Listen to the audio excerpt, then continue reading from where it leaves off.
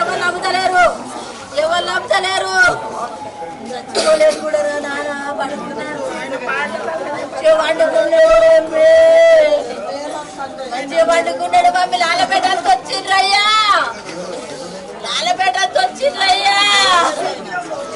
ఓ అయ్యా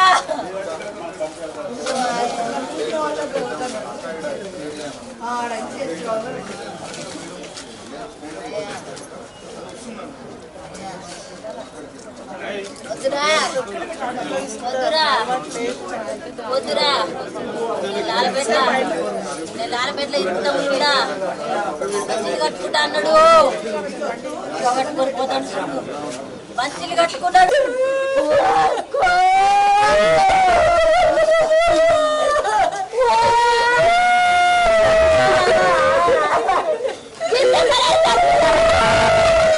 ఇట్లా చేస్తాను అనుకున్నావా?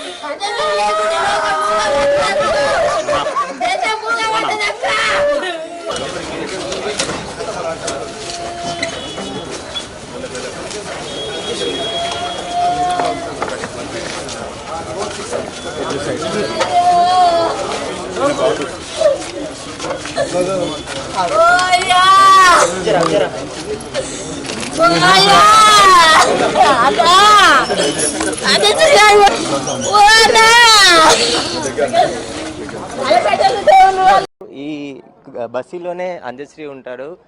ఆయన ఇక్కడే సంవత్సరాల నుంచి ఆయన నివాసం ఉండేది. ఆయన చాలా చిన్న ఇంట్లో చాలా సాధారణ జీవితం గడుపుతున్నాడు. సొంత కారు కూడా తీసుకోలేదు, ఎందుకంటే ఎక్కడికి వెళ్ళాలన్నా బస్సులోనే ఆటోలోనే వెళ్తూ ఉంటాడు. అందశ్రీ ఇల్లు ఇది. అంటే గత కొన్ని సంవత్సరాల నుంచి ఆయన ఇదే నివాసంలో ఉంటున్నాడు. ఈరోజు కూడా ఇక్కడ నుండే ఉదయం 6 గంటలకు తీసుకొని వెళ్ళడం జరిగింది. మనం ఏదైతే పేద కుటుంబానికి సంబంధించిన నివాసం ఎలా ఉంటుందో అలాంటి జీవితమే ఇక్కడ అందశ్రీ గడిపేవాడు. ఈ 2 రూములు ఉన్నాయి. ఈరోజు ఇదే ఇంట్లో నుంచి అందశ్రీ అని గాంధీ హాస్పిటల్కి తీసుకెళ్లడం జరిగింది.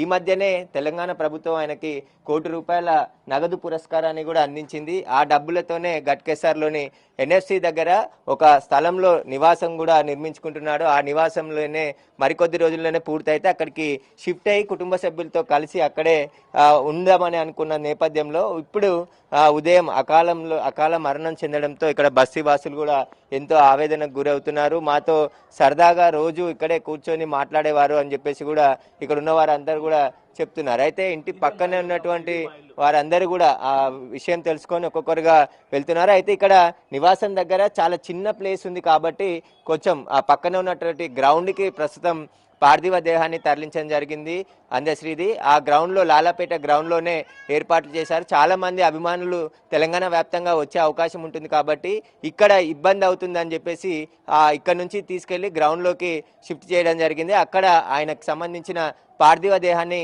ఈరోజు సాయంత్రం వరకు ఉంచి గట్కేసర్లోని ఎన్ఎఫ్సి వద్దకు సాయంత్రం తరలిస్తారు. రేపు ఉదయం తర్వాత ఎన్ఎఫ్సి దగ్గర ఆయన అంత్యక్రియలు జరుగుతాయి.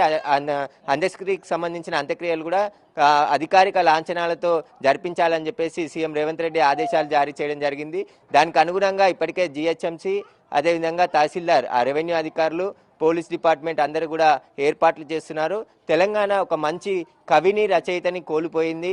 ఆయన గత ప్రభుత్వంలో తగిన గుర్తింపు ఇవ్వలేదు. అంటే ఆయన పాడిన పాట రాసిన పాటకి ఏదైతే తెలంగాణ జాతీయ గీతంగా ప్రకటించాలని చెప్పేసి చెప్పినప్పటికీ కూడా కాలేదు. కానీ కాంగ్రెస్ ప్రభుత్వం వచ్చిన వెంటనే ఆయన పాటని గుర్తించి తెలంగాణ పాటగా గుర్తించడం జరిగింది. ప్రస్తుతం స్కూళ్ళల్లో కూడా ప్రతిరోజు ఉదయం జయ జయ హే తెలంగాణకు సంబంధించిన పాటని పాడిన తర్వాతే స్కూల్స్ ప్రారంభమవుతున్నాయి. చాలా ఆనందంగా ఉన్న సమయంలో హఠాత్తుగా అందశ్రీ చనిపోవడం విషాదం నింపిందని చెప్తున్నారు. లాలాపేటలో చిన్నప్పటి నుంచి వాళ్ళ పిల్లలు కూడా ఇక్కడే ప్రభుత్వ స్కూల్లో చదువుకునేవారు. స్కూల్కి సంబంధించి మొత్తం లాలాపేటతో చాలా సంబంధాలు అందశ్రీకి ఉండేవి. చిన్నప్పటి నుంచి ఆయన పిల్లలతో పాటు పెరిగిన స్నేహితులు కూడా పెద్ద సంఖ్యలో ఇక్కడ రావడం జరిగింది.